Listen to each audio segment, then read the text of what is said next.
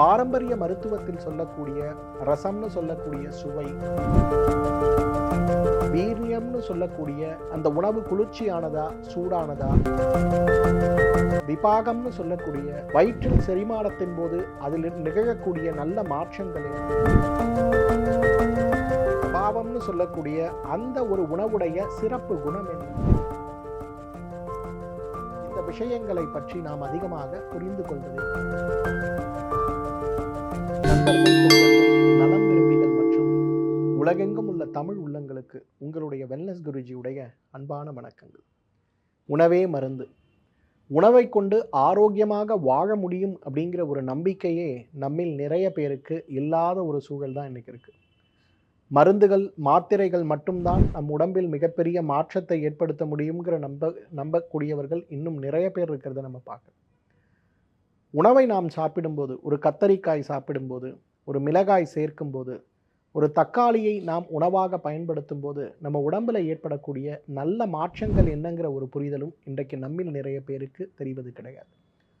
உணவை, அதில் இருக்கக்கூடிய மூலக்கூறுகள், அதில் இருக்கக்கூடிய அமிலங்களை கொண்டு தான் உடலுக்கு நல்லது கெட்டது நிர்ணயிக்கக்கூடிய நவீன மருத்துவத்துடைய ஒரு கோட்பாட்டைத்தான் இன்றைக்கு நம்மில் நிறைய பேர் உபயோகப்படுத்துகிறோம், நினைவு கூறுகிறோமே தவிர நாம் யாருமே பாரம்பரிய வகையில் அந்த உணவை புரிந்து கொள்வதற்கும், பாரம்பரிய மருத்துவத்தில் சொல்லக்கூடிய ரசம்னு சொல்லக்கூடிய சுவை, வீரியம்னு சொல்லக்கூடிய அந்த உணவு குளிர்ச்சியானதா சூடானதா, விபாகம்னு சொல்லக்கூடிய வயிற்றில் செரிமானத்தின் போது அதில் நிகழக்கூடிய நல்ல மாற்றங்கள் என்ன, பிரபாவம்னு சொல்லக்கூடிய அந்த ஒரு உணவுடைய சிறப்பு குணம் என்ன, இந்த விஷயங்களை பற்றி நாம் அதிகமாக புரிந்து கொள்வதே கிடையாது.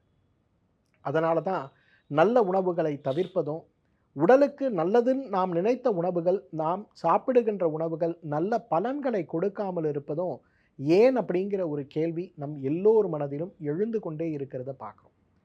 உணவே மருந்துங்கிற கொள்கையுடைய அடிப்படையில் இன்றைக்கு நாம் கருத்தார் அரிசின்னு சொல்லக்கூடிய ஒரு அரிசியை பற்றி பார்க்க போகிறோம். பார்ப்பதற்கு கருமை நிறமாக இருந்தாலும் கூட இன்றைக்கு உடலுக்கு ஒளியை கொடுப்பதில் மிகச்சிறந்த ஒரு உணவுன்னு சொல்லலாம். இன்றைக்கு இதய நோய்களால் பாதிக்கப்பட்டு அவதிப்பட்டு கொண்டிருப்பவர்கள், இதய நோய்க்காக ஏற்கனவே அறுவை சிகிச்சை செய்து அதற்கான மருந்து மாத்திரைகளை வாழ்நாள் முழுவதும் சாப்பிட வேண்டும்ங்கிற நிபந்தனையோடு வாழ்ந்து கொண்டிருப்பவர்கள், என்னதான் மருந்தும் அறுவை சிகிச்சையும் செய்தாலும் கூட என்னுடைய ஆரோக்கியத்தில் ஒரு பெரிய மாற்றமே ஏற்படவில்லைன்னு வருத்தத்தில் இருப்பவர்கள், இப்படி யார் இருந்தாலும் சரி, உங்களுடைய உணவில் இந்த கருத்தார் அரிசியை சேர்க்க ஆரம்பிங்களேன். ஒரு 3 மண்டலங்கள் தொடர்ந்து சாப்பிடுங்க. பிறகு நீங்கள் சந்திக்கின்ற இதய நோய் சிறப்பு மருத்துவர்களை சந்தித்து பாருங்களேன். உங்களுடைய இதய ஆரோக்கியம் மேம்பட்டு இருக்கிறது அப்படிங்கிறத மிக அழகாக அவர்கள் எடுத்து சொல்வதை நாம் பார்க்க முடியும். இதய ஆரோக்கியத்தை மேம்படுத்த, இதய நோயை தடுக்க, ஏற்கனவே இதய நோயால் அவதிப்பட்டு அறுவை சிகிச்சை செய்து கொண்டிருந்தாலும் கூட அந்த இதய ஆரோக்கியத்தை மேம்படுத்துவதற்கு இயற்கை நமக்கு கொடுத்திருக்கின்ற மிகச்சிறந்த ஒரு உணவு தான் இந்த கருத்தார் அரிசின்னு சொல்லக்கூடிய உணவு. இந்த கருத்தார் அரிசியை உணவாக நாம் பயன்படுத்த ஆரம்பித்தோம்னா இதய ஆரோக்கியம் மட்டுமல்ல, இரத்த குழாயில் ஏற்படுகின்ற நோய்கள்னு சொல்லக்கூடிய வெரிகோஸ் வெயின் நோய்கள் கூட தீவிரம் குறைந்து போய் படிப்படியாக மாற்றமடைவதை நம்ம பார்க்க முடியும். நம்மில் நிறைய பேர் இன்றைக்கு வெரிகோஸ் வெயின், வெரிகோஸ் அல்சர் சார்ந்த நோய்களால் அவதிப்படும் போது அறுவை சிகிச்சையும் இரத்த உறைதலை நீக்கக்கூடிய சிரமங்களோடு நிறைய பேர் அவதிப்படுவதை பார்க்கிறோம். அறுவை சிகிச்சை செய்த பிறகு கூட தோலில் இருக்கக்கூடிய அந்த நோய் ஆறாமல் இருந்ததற்காக தோல் மாற்று அறுவை சிகிச்சை செய்த பிறகு கூட காயங்கள் ஆறவில்லைன்னு வருத்தத்தில் இருப்பவர்கள் நாம் யாராக இருந்தாலும் இந்த கருக்கார் அரிசி அவர்களுக்கு ஒரு மிகச்சிறந்த உணவுன்னு சொல்லலாம். நீரிழிவு நோய், இன்றைக்கு சர்க்கரை நோய்க்கு அரிசி நல்லதா, கோதுமை நல்லதா, திணை வகைகள் நல்லதாங்கிற ஒரு மிகப்பெரிய விவாதம் ஒரு பக்கம் நடந்து கொண்டிருந்தாலும் பாரம்பரிய அரிசி வகைகள் அனைத்துமே சர்க்கரை நோய்க்கு நல்லது. குறிப்பாக இந்த கருத்தார் அரிசி உடல் எடை கூடுதலாக இருக்கக்கூடிய சர்க்கரை நோயாளிகளுக்கு ஒரு பெரிய வரப்பிரசாதம்னு சொல்லலாம்.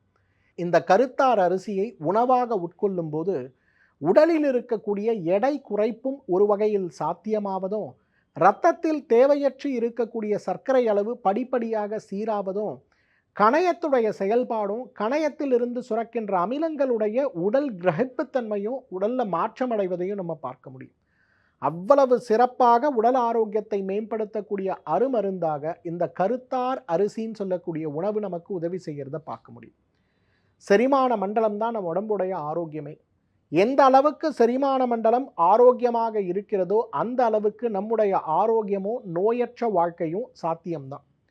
பசித்து சாப்பிடுகின்ற குணமும், சாப்பிடும்போது நன்றாக வாயில் உமிழ்நீரோடு அரைத்து சாப்பிடுகின்ற குணமும், உணவை சாப்பிட்ட பிறகு உடலில் இருக்கக்கூடிய பலம், அந்த உடலில் இருக்கக்கூடிய உணவின் மூலமாக சேர்க்கப்படுகின்ற ஒரு நிலையும், செரிமானத்தின் போது உருவாகின்ற கழிவுகள் உடலிலிருந்து முழுமையாக வெளியேற்றப்படுகின்ற நிலையும் நம்மிடம் இருக்குமேயானால் எந்த நோயும் எந்த வயதானாலும் நமக்கு ஏற்படாது. இந்த ஒரு வரம் கிடைக்க முடியாத ஒரு வரமாகத்தான் இன்றைக்கு மனித குலம் பார்க்கிறது. ஏன்னா செரிமான மண்டலத்தில் ஏற்படுகின்ற நோய்களுடைய வகைப்பாட்டியலில் பார்த்தோம்னா பசியின்மையில் ஆரம்பித்து மேல் அப்சார்ப்ஷன் சிண்ட்ரோம்னு சொல்லக்கூடிய சத்தான உணவை சாப்பிட்டாலும் செரிக்க முடியாத நோய் வரை நம்மை பயமுறுத்தி கொண்டே இருக்கிறத பார்க்குறோம். அந்த வகையில் இன்றைக்கு கருத்தார் அரிசியை உணவாக சாப்பிடும்போது நம்முடைய செரிமான மண்டலம் பலம் பெறுவதை பார்க்க முடியும். மலச்சிக்கல் இன்றைக்கு தீராத நோய். மலச்சிக்கல் அப்படிங்கிற வார்த்தைக்கான அர்த்தம் மலம் கழியாமல் இருப்பது மட்டும் கிடையாது, அடிக்கடி மலம் கழிவதும் கூடத்தான். உண்ணுகின்ற உணவில் நிறைய நார்ச்சத்திருக்க உணவை சாப்பிட்றேன், நிறைய தண்ணீர் குடிக்கிறேன், யோகா ஆசிரியர்கள் எனக்கு சொல்லி கொடுத்தபடி நிறைய உடற்பயிற்சிகளையும் நான் செய்கிறேன், இருந்தாலும் எனக்கு மலச்சிக்கல் ஏற்படுகிறது.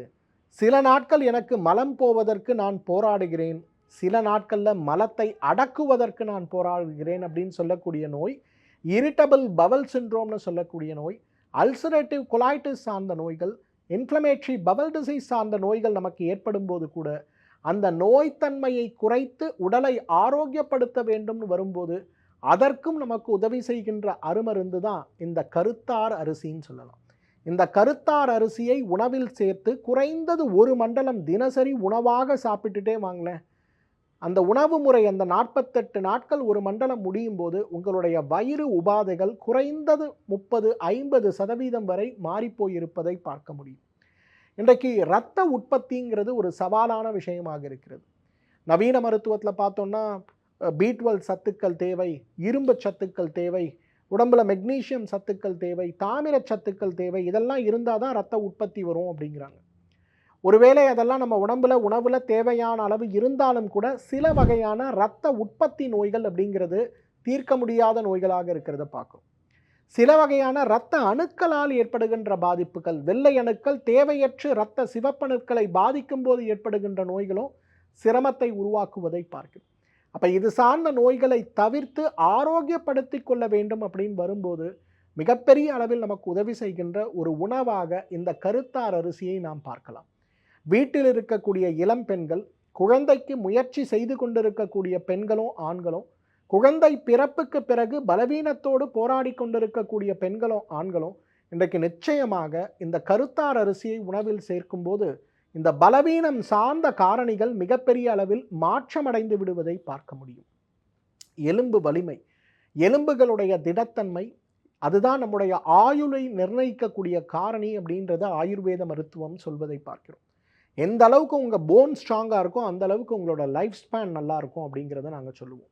அப்போ அந்த வகையில் பார்த்தோம்னா எலும்புகளை பலப்படுத்தக்கூடிய முயற்சி, செரிமான மண்டலத்தை பலப்படுத்தி, இரத்த மண்டலத்தை பலப்படுத்தி, தசை மண்டலத்தை பலப்படுத்தி, கொழுப்பு மண்டலத்தை ஆரோக்கியப்படுத்தி, எலும்பு மண்டலத்தை பலப்படக்கூடிய அளவுக்கு ஒரு மாற்றத்தை உடலில் வளர்சிதை மாற்றத்தின் மூலமாகவே இயற்கையான காரணிகளாலே கொண்டு வரக்கூடிய சக்தி இந்த கருங்கார் அரிசிக்கு உண்டு. இந்த கருங்கார் அரிசியை தொடர்ந்து நம்ம பயன்படுத்த ஆரம்பித்தோம்னா எலும்பு மண்டலம் மிகப்பெரிய அளவில் மாற்றம் அடைவதை நாம் பார்க்க முடியும்.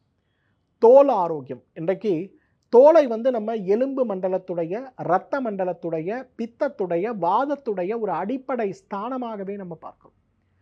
அப்போ இந்த வாதம் பித்தம் கபம்னு சொல்லக்கூடிய இந்த 3 தோஷங்களில் பித்தமும் வாதமும் சீற்றமடையும் போது இன்றைக்கு நிறைய தோல் நோய்கள் வறட்சியின் காரணமாக, நிற மாற்றங்கள் வறட்சி மற்றும் பித்தத்துடைய அதிக ஆதிக்கத்தால் நமக்கு ஏற்படுவதை பார்க்கிறோம்.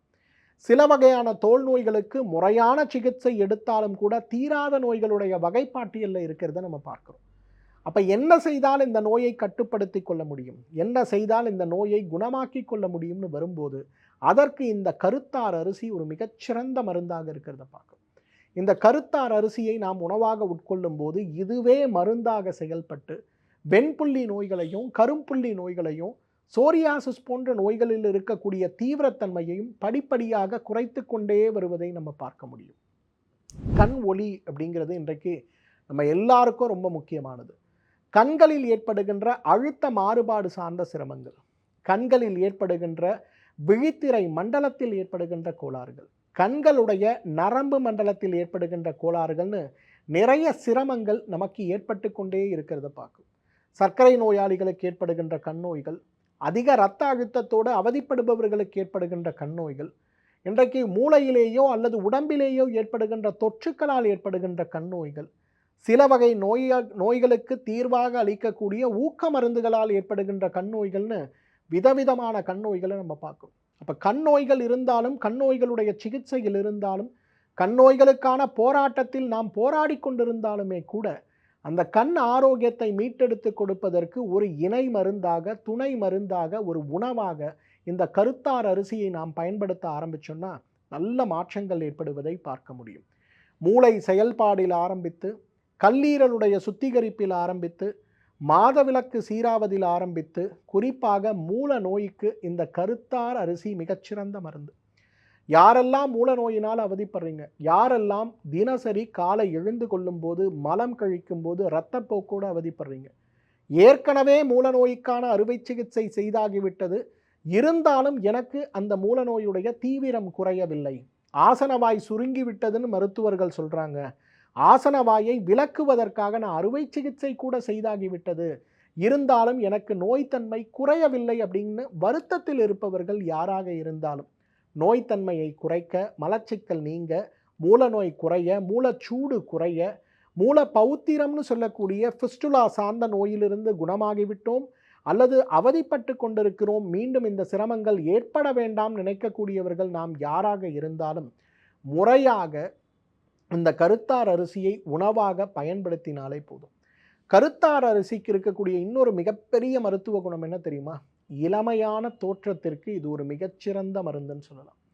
நிறைய இன்றைக்கு பார்த்தீங்கன்னா ஃபேஷியல் பேக் நம்ம எப்படி பண்ணுறோமோ அதே போல் உடல் முழுவதும் பூசுகின்ற சில வகையான சிறப்பு சிகிச்சைகள், குறிப்பாக தாய்லாந்தில் இருக்கக்கூடிய மசாஜ் சென்டர்ஸில், மருத்துவ நிலையங்களில், ஈவன் இந்தியாவில் இருக்கக்கூடிய ஹை அண்ட் ஸ்பான்னு சொல்லக்கூடிய மிக உயர்ந்த அழகு நிலையங்கள்லாம் பார்த்திங்கன்னா இந்த கருத்தார் அரிசியை வேக வைத்து அரைத்து அதில் நிறைய மூலிகைகளை கலந்து உடல் முழுவதும் பேக் போல போடுகின்ற ஒரு சிகிச்சை இருக்கிறத கூட நம்ம பார்க்கிறோம். இன்றைக்கு யாருக்கெல்லாம் வயதான தோற்றம் வேண்டாம், எனக்கு 60 வயதானாலும் என்னோட தோற்றம் 40 போலவே இளமையாக இருக்கணும்னு நினைக்கிறோமோ, நம்ம அனைவருமே இந்த கருத்தார் அரிசியை உணவாக சாப்பிடுகின்ற ஒரு வழக்கத்தை கொண்டு வந்தாலே போதும். இந்த கருத்தார் அரிசியை உணவாக சாப்பிடும்போது உடல் ஆரோக்கியம், மன ஆரோக்கியம், குறிப்பாக மூலநோய் சார்ந்த சிரமங்கள், கண் பார்வை சார்ந்த சிரமங்கள் குறைந்து போய் ஒரு ஆரோக்கியமான வாழ்க்கையை ஆயுள் முழுவதும் நாம் வாழலாம். மீண்டும் உணவு சார்ந்த மற்றொரு ஆரோக்கிய குறிப்போடு உங்களை சந்திக்கிறேன். அதுவரை உங்களிடமிருந்து விடைபெறுவது உங்களுடைய வெல்னஸ் குருஜி. நன்றி, வணக்கம். ஸ்ரீ வர்மா ஆயுர்வேதா சிறப்பு சிகிச்சைகள்: அல்சர், செரிமான கோளாறுகள், இரத்த சோகை, உயர் இரத்த அழுத்தம், அதீத கொழுப்பு, வெரிகோஸ் வெயின், உடற்பருமன், உடல் பலவீனம், தோல் நோய்கள், மூட்டு தேய்மானம், தண்டுவட பிரச்சனைகள், முடக்குவாதம், கீழ்வாதம், பக்கவாதம், நோய் எதிர்ப்பு சக்தியை அதிகரிக்க, புற்றுநோய், மூலம் பௌத்திரம், மாதவிடாய் கோளாறுகள், குழந்தையின்மை, பாலின கோளாறுகள், சிறுநீரக கல், சிறுநீரக செயலிழப்பு, நீரிழிவு நோய், கொழுப்பு கல்லீரல், இதய நோய்கள், தைராய்டு, ஆஸ்துமா, ஒற்றை தலைவலி, சைனஸ், ஞாபக மறதி, மன அழுத்தம், முடி உதிர்தல் மற்றும் வாத பித்த கப நோய்களிலிருந்து விடுபட்டு ஆயுள் முழுவதும் ஆரோக்கியம் பெற்றிட ஆச்சார்யா டாக்டர் ஸ்ரீ வர்மா அவர்களிடமும் வெல்னஸ் குருஜி அவர்களிடமும் நேரடியாக பயிற்சியும் ஆசியும் பெற்ற doctor Hemala Thiruvallur, doctor Sowmya Ambattur, doctor Revathi Kodambakkam, doctor Jeyarooba Manapakkam, doctor Mangaiyarkarasi Velachery, doctor Jayakanthan Pondicherry, doctor Subashini Tiruvannamalai, doctor Saraswathi Salem, doctor Sharmila Trichy, doctor Maria Christina Thanjavur, doctor Malathi Coimbatore, doctor Lalitha Madurai, doctor Jebashin Nagercoil, Hosur doctor Sandhya, doctor Amrutha Bangalore, doctor Navneet Hyderabad, doctor Siddharth Mumbai. பட்டப்படிப்பு மற்றும் பட்ட மேற்படிப்பு முடித்த மருத்துவர்களை தமிழகம் முழுவதும் ஒவ்வொரு வாரமும் வெள்ளி, சனி, ஞாயிறு ஆகிய தினங்களில் சிறப்பு மருத்துவ முகாமில் சந்தித்து சிகிச்சை பெறலாம். ஆறறிவை மிஞ்சிய பேரறிவு. யாகமின்றி யோகம் தரும் யோகக்கலை. ஒழுங்கற்ற உணவிற்கு ஆரோக்கியமே விலை. அதற்கு உணவையே மருந்தாக்குவது ஒரு கலை. இயற்கை அன்னை நம் மீது கொண்ட நேசம் இனி நம் இல்லங்களில் வீசப்போகிறது மூலிகையின் வாசம். நமது ஆன்மாவை நாமே தரிசிப்பது பெரும் பேறு. அதற்கு ஆன்மீகம் என்பது பேரு. தேவை தியானம் பற்றிய ஞானம். ஒவ்வொன்றும் பல்லாயிரம் ஆண்டுகள் பழமையானது, இன்றும் கூட புதுமையானது. காலம் காலமாக மறைக்கப்பட்ட பொக்கிஷங்களை அள்ளி அள்ளி நமக்கென வழங்க வருகிறார் ஒரு விடிவெள்ளி. ஆச்சாரியா டாக்டர் ஸ்ரீவர்மா. வாழ்க்கையில் நாம் கரை சேர, நம் கனவுகள் அனைத்தும் ஈடேற, தீரா நோய்கள் என்னும் தீயை அணைக்க வருகிறார் நம் உடலையும் மனதையும் ஒருங்கிணைக்க. இவர் அறிவையும் ஞானத்தையும் தேடி தேடி சேர்க்கவில்லை தனக்காக, அத்தனையும் வாரி வழங்க வருகிறார் நமக்காக. இது ஆரோக்கிய வாழ்வின் அடிநாதம். ஆயுள் தரும் ஆயுர்வேதம். டாக்டர் வர்மாஸ் ஆரோக்கியமும் ஆன்மீகமும்.